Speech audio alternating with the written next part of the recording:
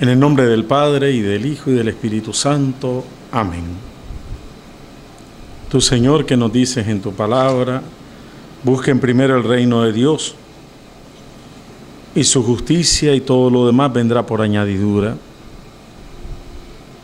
Te damos gracias por esta Semana de la Caridad que nos permites vivirla en estas tres dimensiones: la catequesis, la oración, el acto de la caridad, el fortalecer nuestras instituciones de caridad. Ahora, Señor, queremos ponernos en tus manos. Queremos que tú abras nuestros oídos para tener oído de discípulo, para escucharte, para entender, para meditar en el corazón y para luego poder comprometernos en la construcción de un mundo mejor, más humano, donde reine tu reino y tu justicia. Te lo pedimos a ti, que vives y reinas por los siglos de los siglos. Amén. En el nombre del Padre, y del Hijo, y del Espíritu Santo. Amén. De nuevo, hermanos y hermanas, estamos con ustedes en esta tercera catequesis de la Semana de la Caridad. Hemos venido reflexionando cómo este Hijo de Dios, que nace o que existe desde siempre y para siempre, del Padre en la unidad del Espíritu Santo, vive en familia, y cuando Dios, en su proyecto de amor por salvarnos, quiere enviarlo a nosotros, proyecta este envío del Hijo en el seno de una familia, para que el Hijo, que ha vivido en familia, que es Dios, Padre, Hijo y Espíritu Santo, en esa comunión perfecta, también ahora venga a aprender humanamente hablando. Desde su verdadera humanidad aprenda el proyecto de Dios vivido en la familia, compuesta en un primer núcleo por María, su madre, y José, su padre adoptivo. Pero meditábamos el día de ayer cómo esta familia de Jesús se fue ampliando. Habían primos: Isabel, la prima de su madre; estaba Juan el Bautista, su primo carnal. También la gente reconocía a otros parientes cercanos, a quienes les da, según el término bíblico, nombre de hermanos y hermanas de Jesús. Y entonces vemos de que Jesús se crió humanamente como verdadero hombre en unas relaciones interfamiliares como cualquiera de nosotros. Pero él mismo, hablábamos también ayer, fue aprendiendo de que él había sido enviado para que esta realidad de comunión, de familia que él había aprendido en el Padre, con el Espíritu Santo, aprendida en la humildad y sencillez de la familia de Nazaret, junto a María, junto a José, que con sus actitudes, sobre todo con esa actitud primordial de atención amorosa, en primer lugar por él, que era hijo. ¿Cuántas veces nosotros podemos ponernos a reflexionar? Jesús habrá visto tantas atenciones amorosas de José, su padre, hacia su madre. Una de ellas, por ejemplo, no dejarla sola. Ni en el momento del parto, se la llevó a Belén. Él fue el único que estuvo junto a ella. En el momento de presentarlo al templo, él fue como verdadero padre. En el momento del encuentro con los pastores, en el momento del encuentro con los Reyes Magos, en aquel momento doloroso para María, saber que muchos niños iban a morir para que su hijo no muriera, porque José fue avisado de noche en sueños por el ángel de que Herodes quería matar al niño y que saliera huyendo. Ese gesto de amor compartido muchas veces en la familia, en el seno de la familia, cuando aquel niño vivía en Egipto y le preguntaba a su madre sobre su pueblo, seguramente que porque ellos hablaban de una manera y ellos hablaban, y aquella gente del alrededor hablaba de otra manera. Estaba yo la vez pasada visitando una familia en Costa Rica y le decía yo a una chiquilla, ¿verdad? Le digo, siéntete orgullosa de ser nicaragüense, ¿verdad? La niña no comprendía porque la discriminaban por ser nicaragüense. Yo le digo, no, usted diga, soy nicaragüense por gracia de Dios. Y me decía, un buen amigo y hermano, me dice, Eduardo, Para nosotros es fácil decir eso. Pero aún incluso nosotros cuando siendo sacerdotes nos presentamos como nicaragüenses, siempre se nos ve un poquito de una manera peyorativa, de una manera negativa. Entonces yo me puse a pensar en aquella niña y me he puesto a pensar en el niño Jesús viviendo en Egipto, por ejemplo.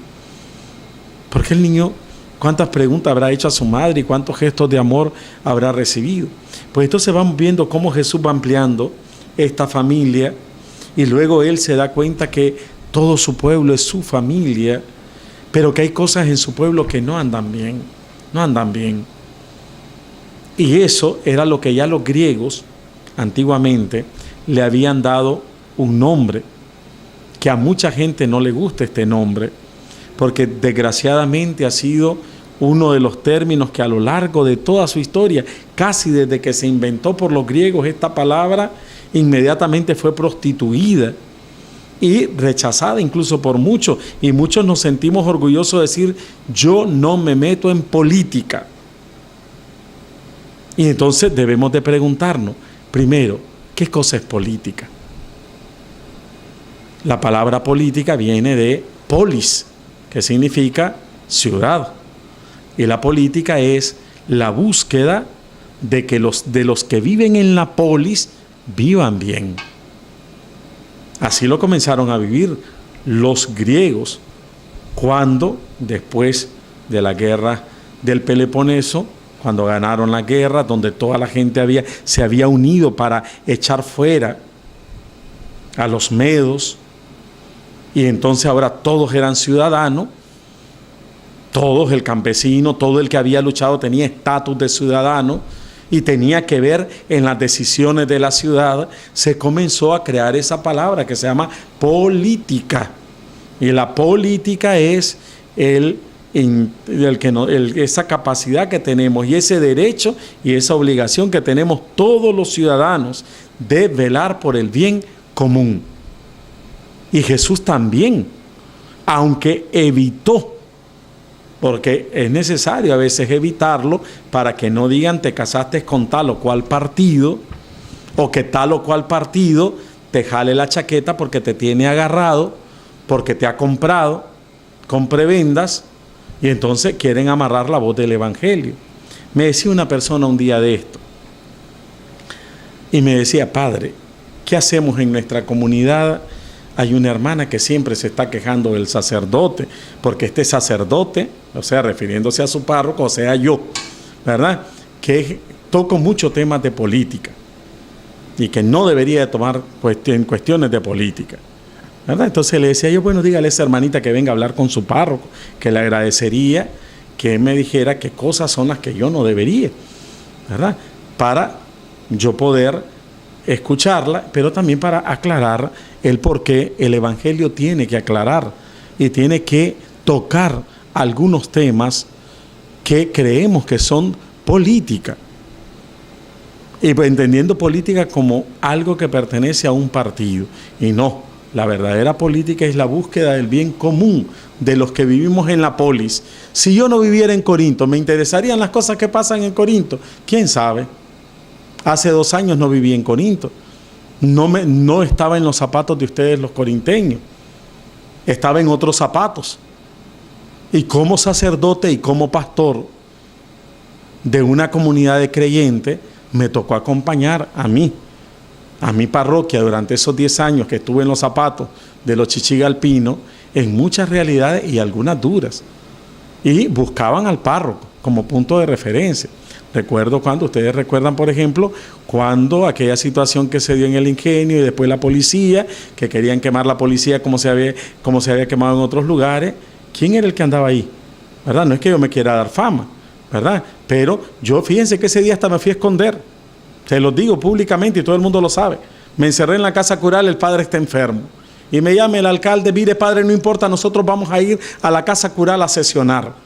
Y en medio de todo el alboroto que había pasado por la tarde, la tiradera de piedra, ya había otro muerto, fueron hasta la casa cural, ya la policía estaba repleta de gente que estaba retenida, encarcelada, chavalos que andaban tirando piedras. Ya por la mañana se había llamado a varias instituciones, incluyendo al alcalde, y no se había presentado para que le entregaran como buen gesto de la policía, y llamaron al padre, y yo caí como tonto, porque me dicen, padre, puede venir inmediato a la policía, es que mire, venga padre, vaya. Y entonces llego y me encuentro ahí con el comisionado, me dice, padre, es que hemos llamado a varias instituciones y ninguno, y nosotros queremos como buen gesto entregar a estos muchachos que no tienen nada que ver, pero comenzaron a tirar piedra y toda la cosa, y me los entregaron. ¿Quién firmó? Guayo Carrillo, Eduardo Carrillo firmó ahí, el párroco de San Blas, y andaba metido en política, no, pero mi pueblo estaba pasando por una situación difícil y tenía que andar ahí, ¿verdad? Entonces me pregunto, y hoy en esta Semana de la Caridad, este tema de ahora se llama la familia y la caridad política, es decir, la atención amorosa por los que viven a la par tuya, en tu ciudad, en esta ciudad que se llama Corinto, que es ahora mi ciudad después de 6 meses. Ya soy corinteño. Quizás una realidad que nunca me la pensé, ¿verdad? Como cualquier sacerdote que nunca piensa que va a ser ciudadano de tal lugar. Pero aquí estoy con mucha alegría y con mucho gozo, siendo corinteño y aprendiendo a ser corinteño e intentando acompañar a mis hermanos corinteños en la fe. Hoy pues, hermanos, hermanas, vamos a meditar sobre esto. Yo le pido a ustedes de que si en alguna cuestión excedo, pues me lo digan con cariño. Voy a intentar no apasionarme, porque sí reconozco por mi formación que conste, tengo una formación de la teología de la liberación. Estudié mis años de teología con los jesuitas, mis 3 años de filosofía en Guatemala. El título que tengo de profesor en enseñanza media en filosofía me lo dieron los jesuitas, que son de la línea de la teología de la liberación.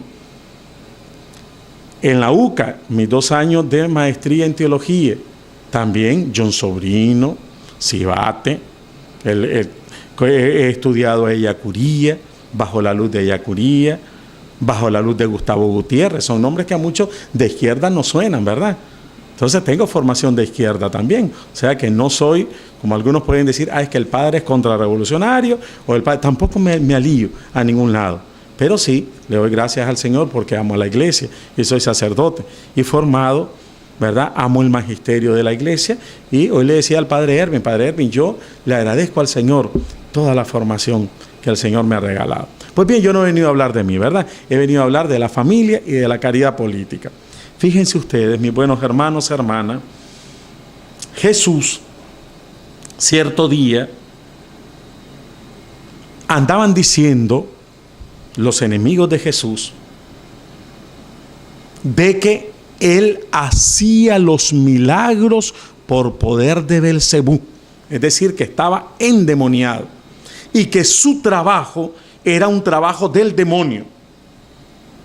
Claro, como lo decían los expertos en teología, el pueblo fiel escuchaba, y aunque miraba cómo Jesús predicaba y miraba cómo Jesús se entregaba, se ponía también un poco chiva el pueblo y decía, ¿será cierto o no será cierto? Luego comenzó otro rumor, así como matamos a Juan, vamos a buscar la manera de aniquilar a de matarlo. Estas 2 preocupaciones llegaron a los oídos de su madre. Hoy celebramos a Santa María, reina y madre.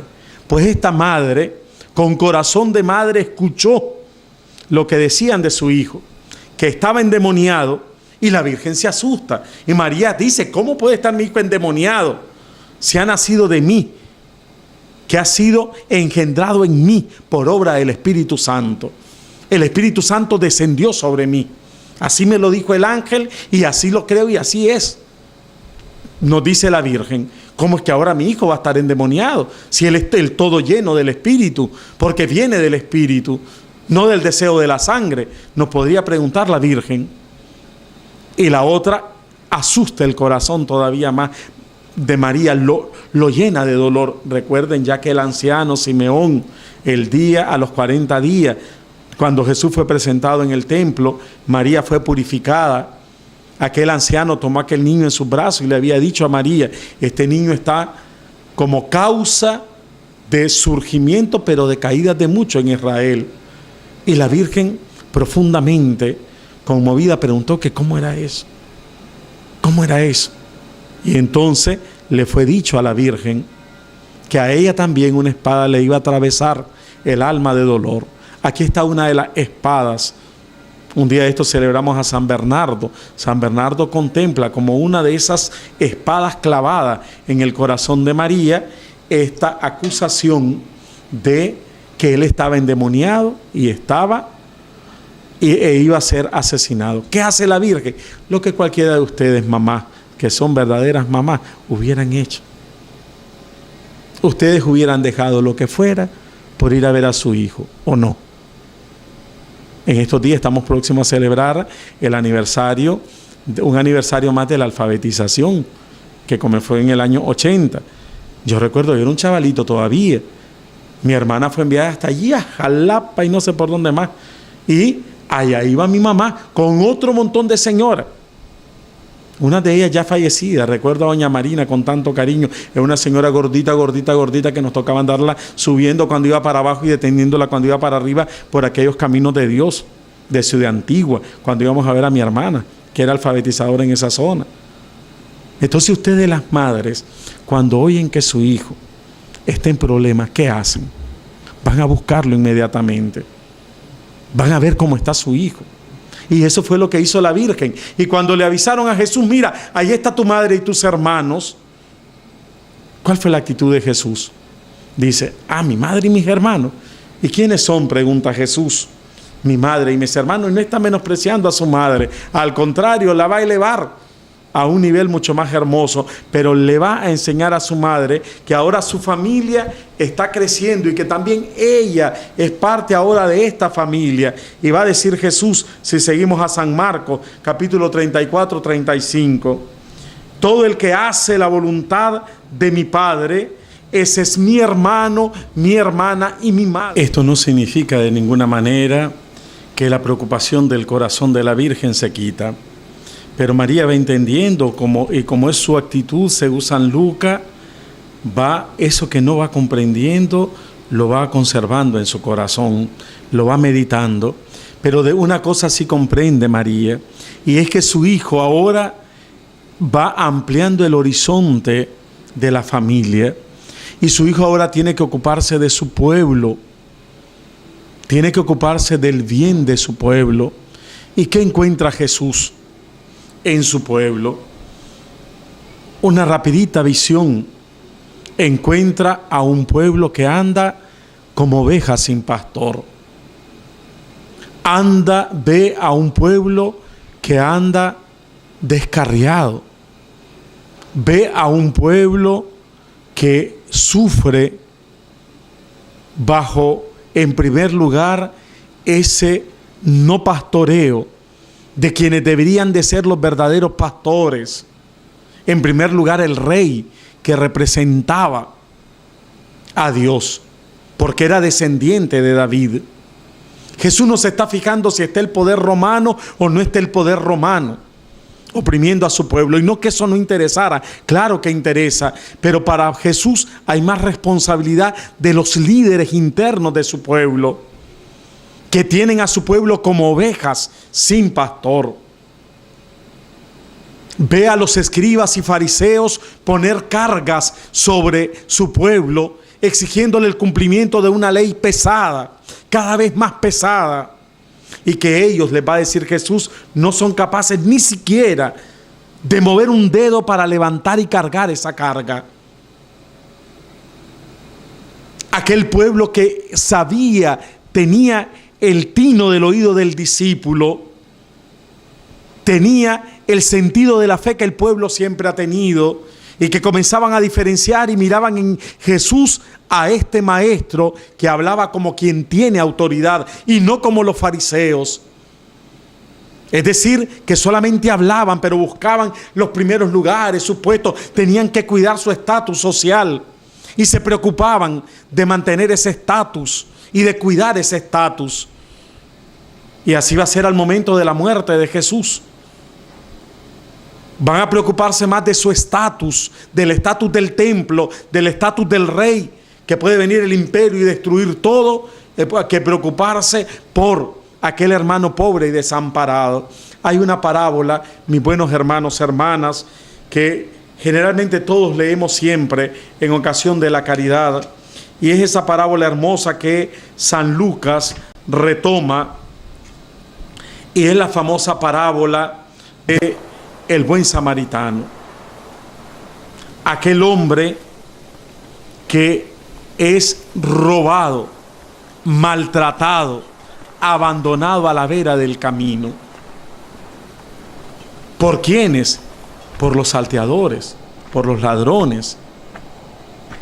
Y va pasando, dice el texto del Evangelio, un levita, es decir, un sacerdote, que va al templo, va subiendo hacia Jerusalén, va a presentarse en su oficio sacerdotal, mira al golpeado, al robado, al ultrajado, y saca la vuelta, y sale en dirección, porque tiene que ocuparse de las cosas de Dios. Después viene un fariseo, aquel que conocía bien el mandato del Señor, que había que socorrer al pobre, al desvalido, al huérfano, a la viuda, aquel que estaba sufriendo. Eso lo decía la ley de Moisés, eso lo dice la palabra de Dios en el Antiguo Testamento. Aprendan lo que significa justicia, misericordia quiero y no sacrificio, va a decir Jesús después. Y ese tu hermano que está a la vera del camino, el fariseo ocupado, preocupado por ir a enseñar seguramente la ley de Moisés, pasa de viaje. Y de repente aparece un hombre, y Jesús lo tipifica con el nombre de samaritano, es decir, no creyente del pueblo de Israel. Y aquel hombre que va a caballo, tiene poder económico, se baja de su caballo y se abaja. Son dos verbos, hermanos, diferentes. Bajarse es un acto y abajarse es otro acto. Se baja de su caballo y se sitúa al nivel de aquel que está sufriendo, y al ver que todavía el nivel es más bajo, se abaja al nivel de aquel que está sufriendo. Ese es el proceso de la misericordia, ponerme al nivel del que está sufriendo. Esa es la caridad. Y para eso muchas veces tengo que bajarme de mi estatus que me puede dar mi situación económica, mi situación académica, mi situación política incluso, y bajarme al nivel de este, y luego al bajarme al nivel de este, todavía abajarme, porque su nivel todavía está muy bajo, está todavía más bajo que de lo que yo pensaba. Y entonces se abaja, cura las heridas, limpia la herida de aquel, y al saber que el que vuelva a su nivel, no al nivel de él, del caballo, de montarse en un caballo y salir triunfante ahí, sino que alcance el nivel de ser humano. Eso es lo que nos dice la parábola, que al menos todos los seres humanos vivamos como humanos, no de manera infrahumana o subhumana. Y nosotros podemos recorrer nuestras calles, podemos recorrer nuestras familias nicaragüenses, y si somos honestos con nosotros mismos, ¿qué encontramos? Encontramos algunos muy bien montados, porque si andamos algunos muy bien montados en nuestras casas, con la comida segura, con el trabajo seguro, con la posición sociopolítica económica segura, con nuestros medios de transporte seguro, entre ellos yo. Y luego, si seguimos viendo más sinceramente, nos vamos a encontrar a otro buen grupo que pareciera que fueran seres humanos, que viven como seres humanos. ¿Y qué te da esa dignidad de ser ser humano? En primer lugar, el trabajo. El trabajo dignifica al hombre. ¿Qué significa? Que si tú no tienes trabajo, tú te estás viendo, tu dignidad está bajando. Si tú no tienes educación, si tú te pareces a Dios en tu inteligencia, y no tienes cómo cultivar tu inteligencia porque no tienes oportunidad de estudio o porque la situación no te hace ver la importancia del estudio, entonces significa que vas rebajándote en tu dignidad de ser humano. A veces esta dignidad de ser humano rebajada es culpable y otra vez es causada. Y después están los que están abajo. Cerramos los ojos y podemos pensar en cuántas viviendas de cartón, de plástico, gente que no tiene hogar y que tiene que andar un día aquí, otro día por allá, gente que no tiene oportunidades de trabajo. Nosotros decimos es que no quieren trabajar, pero ese trabajo dignifica. El Papa Juan Pablo II tiene un documento bellísimo sobre el trabajo en la doctrina social de la Iglesia, la labor en exercen, que se los recomiendo si lo encuentran, el valor grande del trabajo, dice el Papa, y aquí desarrolla esta idea bellísima. El trabajo es lo que hace que el hombre se desarrolle y participe de la co-creación con Dios. Por tanto, en el trabajo el hombre se va realizando, y cuando mira la obra de su trabajo, el hombre se siente planificado, realizado. El salario justo por ese trabajo no recompensará totalmente nunca la laboriosidad, el ingenio, la creatividad de ningún hombre y ninguna mujer, pero ese salario tiene que corresponder para que éste tenga una vida digna, para que éste tenga una vida digna. Y cuando nosotros miramos este hombre que a lo mejor estudió tal carrera y ahora no es que ser guarda de seguridad sea menos, pero es digno un trabajo para que una familia se dignifique, el salario, este hombre, esta mujer que pone su vida, nuestros maestros, pensemos en ellos. Una de mis preocupaciones como párroco ha sido el salario de nuestros profesores del IPESH. Pensemos también en el salario de nuestros trabajadores, que no es un salario totalmente digno, a la altura de. Y eso, entonces vamos entendiendo, mis buenos hermanos, hermanas, de que la política es cuestión de todos, no es cuestión de los partidos nada más. Los partidos serán la visión de cómo creen que se debe de llevar tal o cual cosa en la ciudad. Y generalmente y tristemente en nuestra amada Nicaragua nos asomamos a situaciones, realidades políticas que más bien es de intereses de partidos, no del bien común. De ayer y de hoy es la misma historia. Y entonces nosotros los cristianos católicos, solamente porque, y ahí yo comprendo yo por ejemplo a muchos hermanos que digan es que el Padre toca este tema, ¿verdad? Porque si yo participo de la idea del Padre, de mi iglesia, y me dejo iluminar por esa iglesia y actúo conforme a esa verdad que se me está planteando, corro en riesgo mi trabajo, porque mi trabajo responde a un aval, a un pertenecer a X o a Y partido. Y esto no estoy inventando, no lo estoy inventando. Esta es una realidad a voces, a gritos en Nicaragua. Decía Monseñor Álvarez de Matagalpa, el obispo de Matagalpa, Rolando Álvarez, nos decía un día de esto: es cierto que se están repartiendo víveres en las comunidades del campo. Sí es cierto, dice Monseñor Álvarez, pero cuando yo voy a mis comunidades del campo, dice el obispo, yo veo que ese alimento no llegó a todos, llegó a algunos que tienen afiliación política.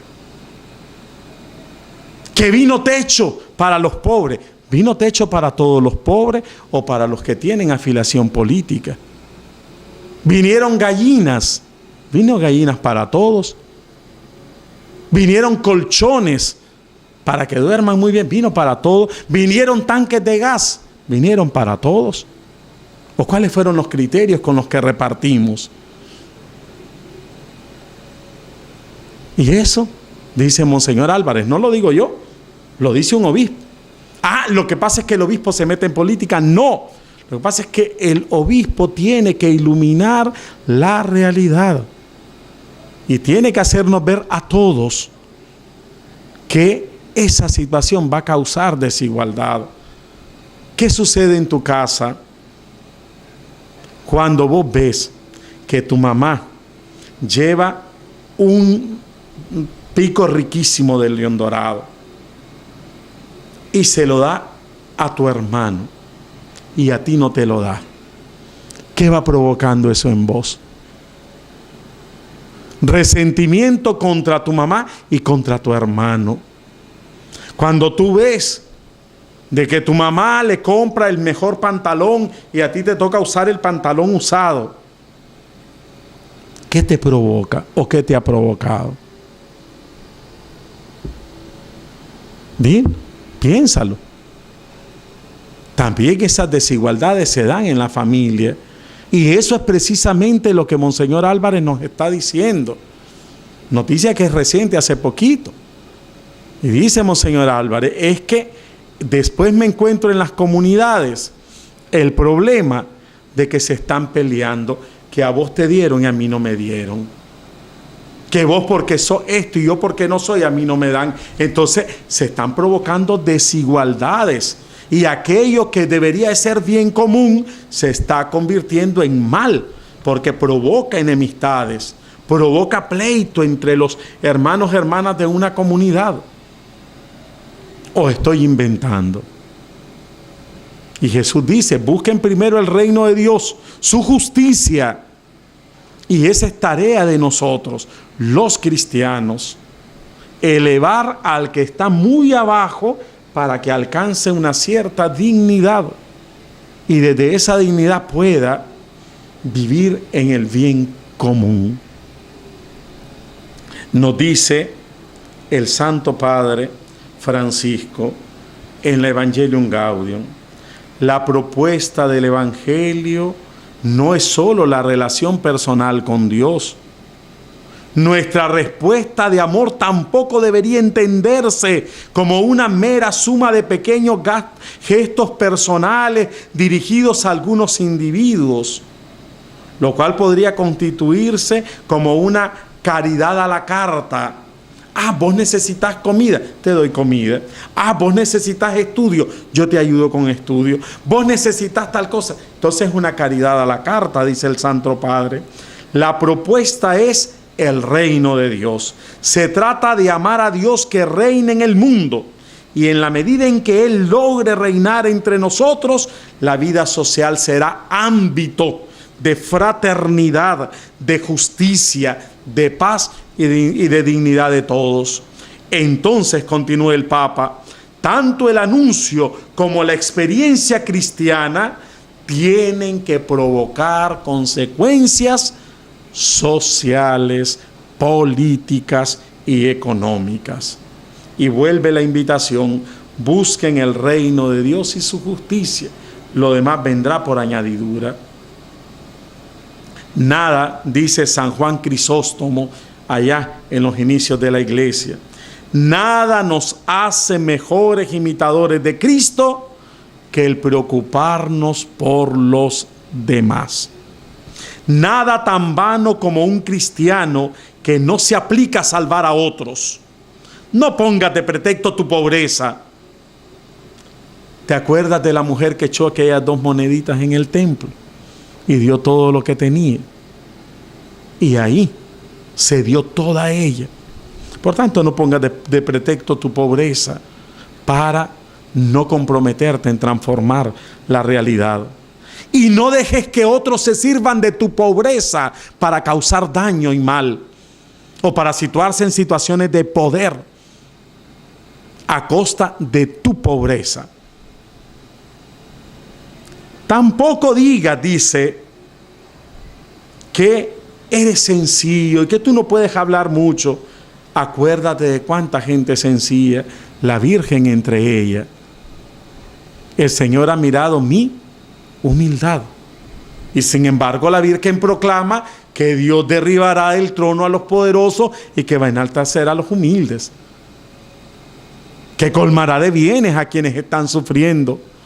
Que transformará Ese es el deseo de Dios, transformar esta realidad injusta en una realidad justa, donde desaparezcan los ricos cada vez más ricos a costillas de pobres cada vez más pobres. Nos enseñaba el Papa Pablo VI, el nuevo nombre de la paz se llama desarrollo. ¿Y qué es el desarrollo?, se preguntaba el Papa en la Populorum Progreso.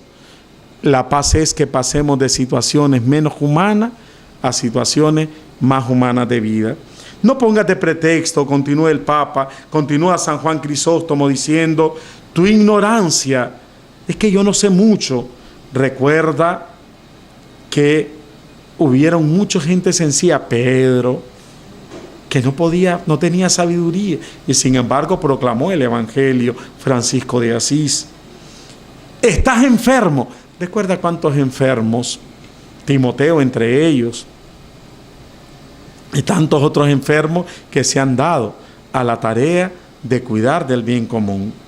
Hoy pues, mis buenos hermanos, hermanas, podemos preguntarnos, ¿cómo estamos nosotros en la familia abriendo a nuestros hijos, educándolos para que se preocupen por el bien común? Entendemos por política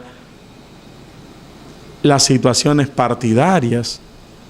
Nuestras familias está preocupada por el bien común o por la política, o por si esté arriba o abajo tal o cual partido.